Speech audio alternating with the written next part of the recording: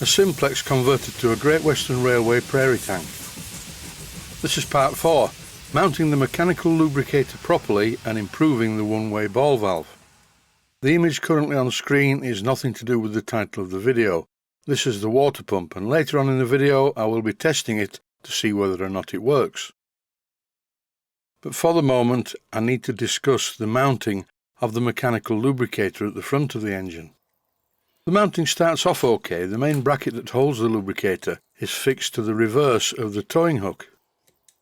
But thereafter the mounting goes downhill. This is quite difficult to video because the parts I'm working with are very small, my hands are very large, and it's quite difficult to get the image right. The first thing I have to do is disconnect the lubricator from its main mounting and tip it on its side in order to drain the oil into a suitable container, otherwise it will be all over the bench. I'm using one of my many plastic boxes to catch the oil, and the first thing I notice is that some water ran out of the lubricator. Obviously oil floats on the water, so the water was at the bottom of the tank. The lubricator itself has a one-way valve on the outlet. More about this later. First of all, I need to mount the lubricator to the bracket, and for this I'm going to use 4 very small steel bolts. I'm using the washer on one side only because I want the head of the bolt to be on the inside without a washer so it bites into the metal of the tank. Here's the first one in place, complete with its nut. The steel bolts are a bit too long, but that's a good thing, it makes them much easier to handle. Once I'd finished tightening the nut, I just snapped off the excess thread.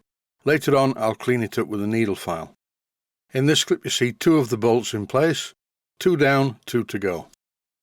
It's always important to make sure that the mechanical lubricator is mounted very securely to whatever it's mounted to. On the power stroke, once every revolution, when the oil pump is pumping oil into the cylinder, the linkage will put pressure on the mounting, and you don't want the mounting to ever break. And that's the reason for remounting this one properly. With the help of my Barco spanner, I've removed the one-way valve that's in the junction to the 2 cylinders on the inlet side. As I've already mentioned, on the output of the pump there's a one-way ball valve, and this horrible looking thing is the other one. And it took a while to dismantle it because the slot in this plug is too fine. I need to use a larger screwdriver, but it just will not fit in the slot, so the answer was to use the bandsaw to cut a deeper slot.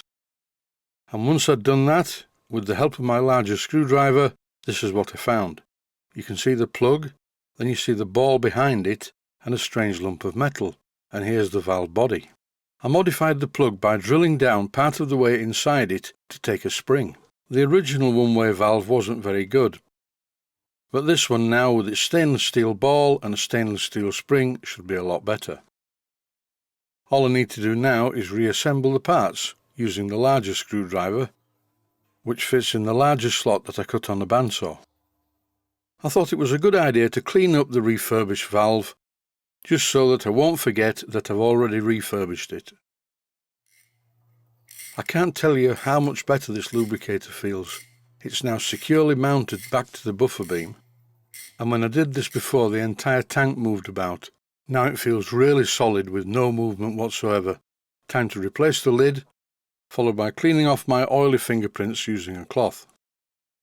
Very shortly I'm going to give this entire rolling chassis a thorough clean using a steam cleaner. The lid is a good fit on the lubricator, so I shouldn't have any water problems in there.